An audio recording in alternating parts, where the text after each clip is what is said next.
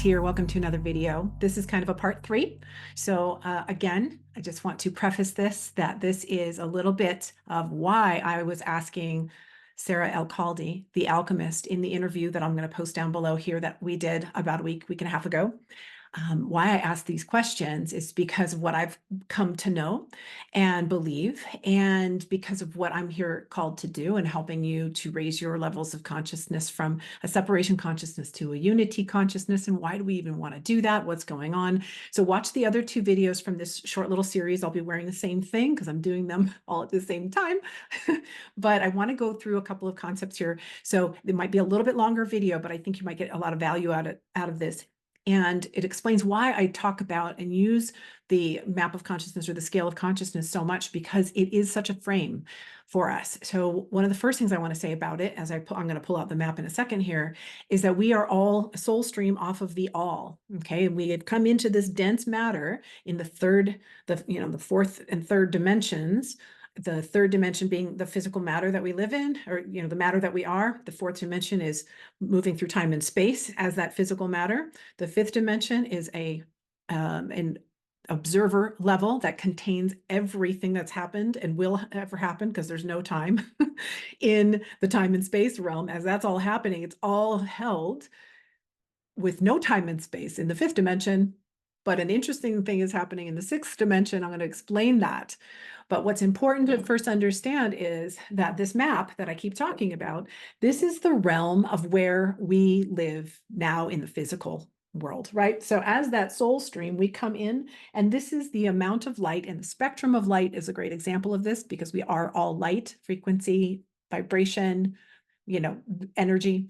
So this spectrum of light here represents our physical body and what we can hold in terms of light and energy and frequency within our physical incarnation here. So at this highest level here, it says 12th dimension. This would be our avatars like Jesus Christ, Krishna, Buddha, and others. And down here is going to be basically your bacteria.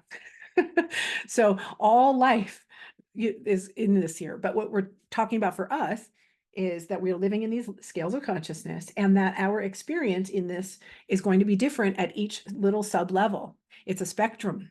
Okay, so this is connected fully to source as much as we can be in this realm. Okay, of course, you can be more so, but in this physical realm, this is what matters to us right now. This is as much as we can embody. So we're just going to call that fully realized, pure consciousness. And at the base of this is the least amount, the most disconnected or egoic. So more ego, what that means is that we have more to let go of, more distortions to let go of from down here in order to let more light in.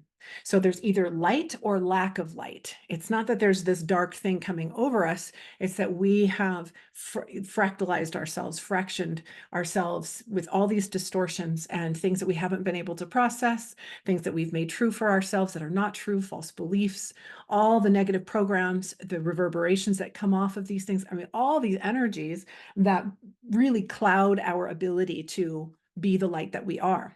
So 2 videos back, I talk a little bit, and of course in the video that is down below with the interview with Sarah, I talk about why are we here right now, what's going on, and I talk about how the planet right now is in a phase that is pushing more light and frequency at us, from the central sun to our planet and our bodies, and therefore everything is coming back online. So as more light shines, more darkness comes up to be cleared. And we feel that if we're not moving with it, if we're not working with it and trying to remove the distortions, bringing ourselves up this scale of consciousness in order to live a more joyful life and not struggle and suffer.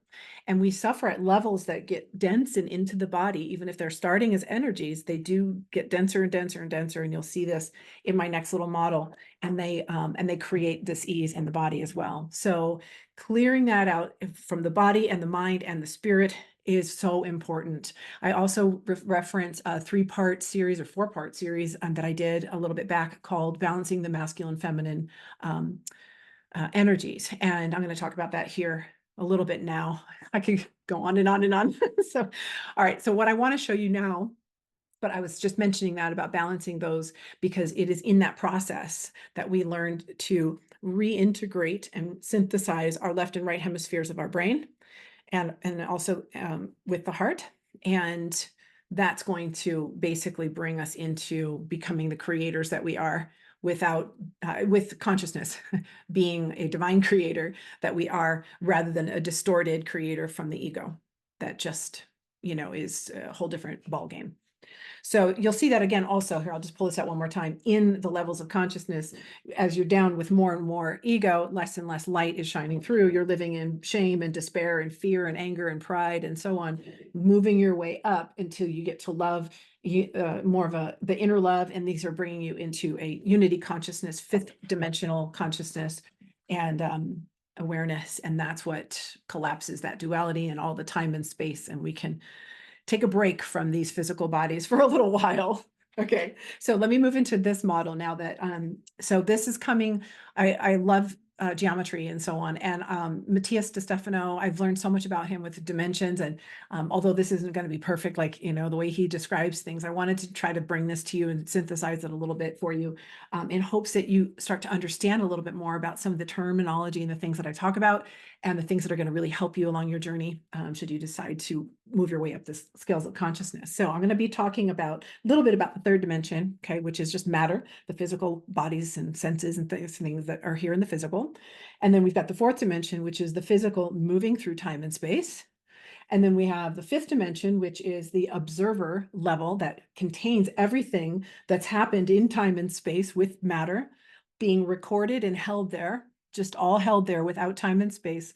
So this is what collapses time and space. This is really what we're aiming for in unity consciousness, is to collapse all this density. And notice this triangle right here could very much be that. All right. Well, sorry about all these glares, you guys. Sorry. But that could be the same thing right there, because, well, it would be leveled right about here. Because right at the fifth dimension, right here, that's at the top of this little green section there, where it's inner love and oneness. Okay. That's what, oops. I'm sorry. There it is. There it is. Okay. Anyway, this is a little bit of a mess. I'm sorry. I hope you're following me. But what I want to show you about this is so cool, because you've heard about parallel realities. I actually need to, I guess there's a book I need to read about that. But what I understand is, this just blows my mind, is that the sixth dimension, which is the spiritual, okay, this is not in matter. Let me move over here a little bit. The sixth dimension here is everything that's happening in the fourth is at the same time happening in its opposite polarized. It's almost, he explains it kind of like taking a sock from the sixth dimension and pulling it inside out. And that's what's going on here. But it's actually, we have our own will to create what's going on here. If we want to go with spirit and with source, we won't have such density. We won't be living in the struggles at the bottom of that triangle there, right? In shame and despair and fear. But so if we go along with what's true, then this wouldn't be so deep and we'd be collapsing. As it collapses, we manifest faster, because everything that's held in the sixth dimension is everything that, as you're creating here, is already done, is being created opposite here. So let me see if I can give you an example of this. This is so fascinating to me. If I'm feeling like, okay, I want to make X number of dollars. Okay, I'll just use that example. I want to make X number of dollars. Okay, well, that's already done here in the fifth dimension. There's already a way to it in the fifth dimension, because as soon as I decide that, I have a thought, and that thought creates movement in the fourth dimension, okay, a timeline for that. I have that thought, but let's say now that I have a belief, and it's also already here, but I have a belief that I believe in lack, and I don't believe that I'm worthy or whatever. I have a bunch of false beliefs and fragments and things that are not true, limiting beliefs. What happens is those limiting beliefs they're also up here, but up here is already formed the money that you wanted down here. It's like you decided you wanted it here. Here it was done. Here it's all held. Okay, and this is going to be it's a little bit confusing, but if I show it like this, those two realms, the fifth dimension is like this. Okay, this has everything in it, no time or space. Let's say that's the fifth dimension. And as you are living in the fourth dimension, it goes down like this, but the top, the sixth dimension twists the opposite. Okay, so it's the polarized opposite like this. So everything you're wanting to create down here, or that you want to create with your thought and your feelings, okay, your left and right hemisphere, your creatorship, your I am power. I want to create something. Your thought starts this movement, and this at the same time goes like this. But the distortions make it sort of twist, okay? And so these two pairs, these are basically your masculine feminine principles in a way you could say. These two pair are perfect counterparts, perfect matches. They are completely, what's the word? They're perfect companions. They're complementary, exact complements of each other. But the distortion creates that they don't match perfectly. So until we correct the distortion, we can then collapse all of that into the actual manifestation. Okay, that's probably a mind bender. It is. And it was for me, but my gosh, when I got it, it was huge because I realized when I'm down here and I'm feeling pain and struggle because I'm not living the life that I want, and it's up here saying, but this is what you want because you just created it in your mind. This is what you want. It's all right here. It's pulling you. It's like a magnet, but the magnet can't close until we clear out all the things, the distortions that have made it twist like this. Okay. So it like goes from here to here. And until we clear it, the magnets will come back like this. But because they're exact complements, exact opposite complements, just like a magnet, this will pull you and wants you to grow. So whenever you feel desire to grow or to take that step or that leap or that calling or those things, it's actually at a spiritual realm, it's your higher self or a higher aspect of your soul that is wanting to guide you there. Come on, you can make it, you can do it. And it has all of the distortions up there in the opposite way.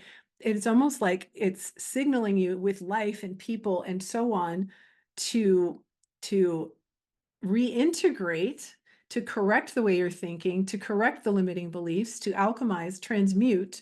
And this is what I teach in the Balancing Masculine Feminine, how we move up the spiral to go from the lower frequencies to the higher ones, and our quality of life gets better, and we close the gap between what is held for us in the higher realm, in the spiritual realm, and we collapse it into material in the fifth dimension. Because we can live in the fifth dimension here on the planet. We can live in even higher ones, but it's just kind of where we're at right now with the cycle of things. So I'm hoping that this is making some sense. I would really love to hear from you if you want to comment on this. Again, this is the 3D physical matter moving through time and space. Okay, it came down like this. At the same time, your higher self, sixth dimensional, and dimensions are just perception, areas of there are things we can tune into for perception. So your higher self is calling you because it's a perfect complement opposite of what your distortions you have down here, and what's true is what's pulling you back up, and what's false is what's pulling you down. What's false is twisting and contorting and pulling you further away. And what is true feels good, and it clears and helps clear things up. And everything collapses right here in the fifth dimension. Incidentally, of course, there's other dimensions where things are even bigger and amazing and so on, but this is just where I want to kind of highlight here. But the reason why I wanted to share this with you is because even though I didn't want to teach concepts and things, these are the things that I wake up in the middle of the night getting downloads about. And they are what inspire me to keep going. It's so cool to understand what, even just from a simple geometry, I mean, this is obvious. It's way more complex than that, obviously. I mean, we are beings and all these other things, everything's fractalizing. It's like this huge kaleidoscope. But to simplify it as much as possible, this movement is, it helped me so much to stay really like clear about, okay, to move up this spiral, let me feel what I'm feeling and let me bring awareness to it. So the left, the feeling of the feminine and the logic and the processing of the masculine, And it's also kind of like, you know, the logic. Oh, I already mentioned the logic. What was I going to say? Anyways, this is all discussed in some other videos, and I'll continue to discuss it. But I wanted to say, there was something that I was going to say about that. Maybe it'll come back. But that is what the Eros Gamos is. And so she talks about the sacred union and so on, of the masculine and the feminine within you. It creates the Merkaba, which I've shared with you before, which is, you know, these two geometric symbols. One spins one direction, the other spins the other direction. And they spin together when they're in perfect alignment and create light. It's almost like a little sun. And that is a part of the structure of you. And when you have these balanced, then, and you become that balanced, then you pretty much have access to all the dimensions, which is pretty darn cool. It's very cool. And I just kind of geek out at these things. So I thought I'd just give you a little bit of how I synthesize and how out there it is. But it's people like Sarah that really helped me, you know, to put some of these ideas together. And of course, Matthias and many, many, many others to help me understand, you know, what does it mean to feel the feelings as if it's already done. So tune into the higher self and believe in that, because you know it's already done, because you know this concept now. It's already done and held for you here in the fifth dimension.